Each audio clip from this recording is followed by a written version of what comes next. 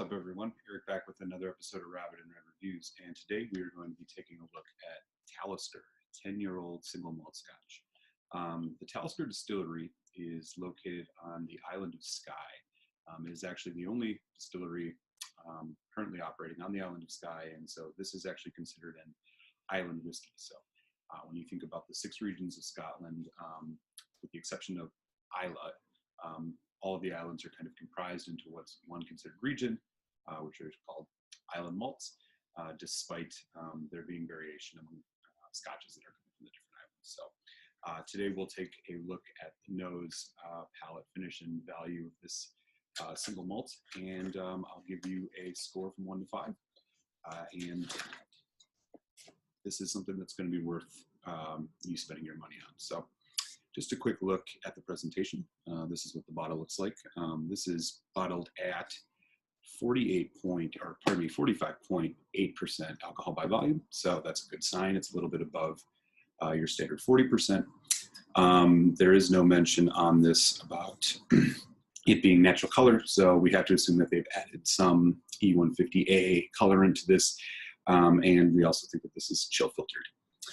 You can take a look here at the box as well. A lot of the core range Taliskers come in boxes that look similar to this ocean settings, giant blue boxes. In the back here it says Talisker is the only single malt Scotch whiskey made on the Island of Skye. So besides the shore of Loch Harport and the jagged shadow of the peaks of the Cuillin.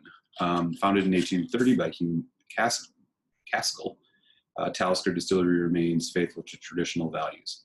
180 years of knowledge has been passed down through the generations of distillers. The result in this much prized whiskey, described by famous Scottish poet Robert Louis Stevenson as the king of drinks, made by the sea in every sense. The powerful peat smoke and maritime character of Talisker reflects its storm-lashed surroundings. Beneath the deep and stormy peat smoke character of Talisker lies a rich, dried fruit sweetness, followed by a satisfying pepper finish, superb with smoked salmon and brown bread. So quite a description of what we should expect from this. So it does mention that this is peated. So this is not, however, peated in the way you think about some of the more signature peated scotches from like Lafroig, Ardbeg, Lagavulin, mostly the Isle malts, which are heavily peated. This one does have peat, but it's a little bit tamer. So let's get into this.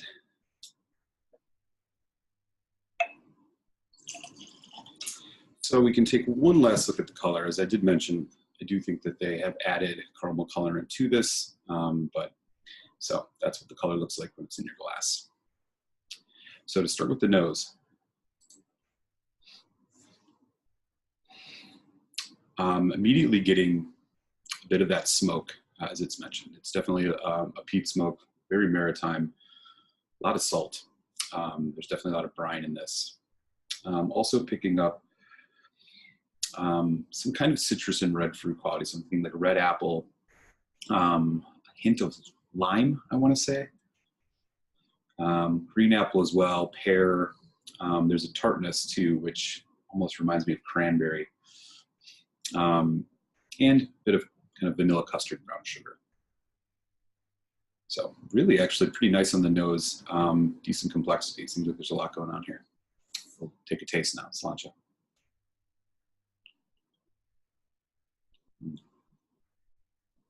So immediately that sweet, sour, that kind of sweet tartness hits your tongue. Very medium viscosity, pretty good mouthfeel though. Kind of coats the mouth. That sweet and tart fruit kind of builds into this really drying kind of blast of black pepper and sea salt. So that brine is really showing up a lot on the palate. I'm also picking up ginger, sharp ginger.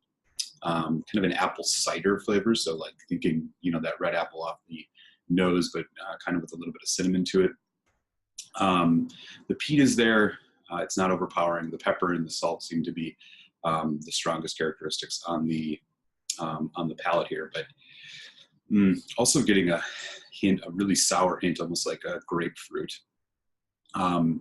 Pretty decent on the, you know, as far as the palate goes, a lot of complexity. It builds pretty well. Going into the finish now, menthol, really strong menthol note, kind of a sherbet note, kind of the creaminess that you would associate with that. I'm also getting kind of anise, so a bit of anise, black licorice, very drying.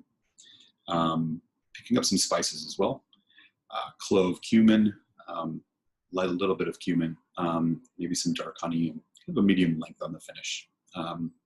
Interesting stuff. We'll put a little bit of water on this and see what happens on the nose, see if it changes anything. So with the addition of water, that smokiness definitely subsides and goes into the background. Those kind of sour notes I mentioned earlier are standing up a bit more. That kind of tart cranberry, the grapefruit seems to be a little bit more present on the nose, and that that vanilla as well.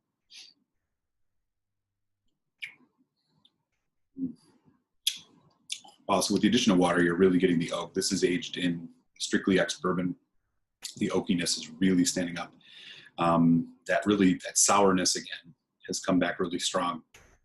Grapefruit, the pepper, really briny saltiness. A little bit of that lime as well, now showing up on the palate after adding water. Interesting. This is a pretty complex dram, I will say. There's a lot happening here, especially the addition of water. Some of these notes are kind of coming up a little bit more than they did just neat. So Talisker 10 you can find from anywhere from about $55 to $65 American. So for the price, a little steep in my opinion, based on what you're getting here. All in all, this is a unique and pretty particular single malt. It doesn't just doesn't really completely do it for me, however, especially given the price. This is something I can definitely see why a lot of folks who really into Scotch swear by this. This is quite a popular dram and considered one of the classic single malts. But for me personally, it's not hitting the sourness. Really is taking away on this. I'm having a really fully pleasurable experience drinking it. It kind of falls in this middle category. It's almost like if you wanted a bit more peat, you can look at something like an Ardbeg 10 or a Lagavulin 10, which will only cost you maybe $45 to $50. Or if you really want that light peat and those kind of salty maritime notes, I'm thinking Old Pulteney 12 comes to mind, which you can find somewhere around $30 to $40.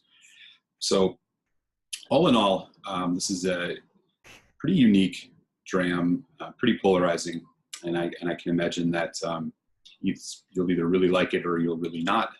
So I'm going to rate this as a 3 out of 5. So I definitely recommend trying this or picking up a bottle at a good price. All right, so that is my review for Talisker 10-year-old, and we'll catch you next time here on Rabbit and Red Reviews. Sláinte.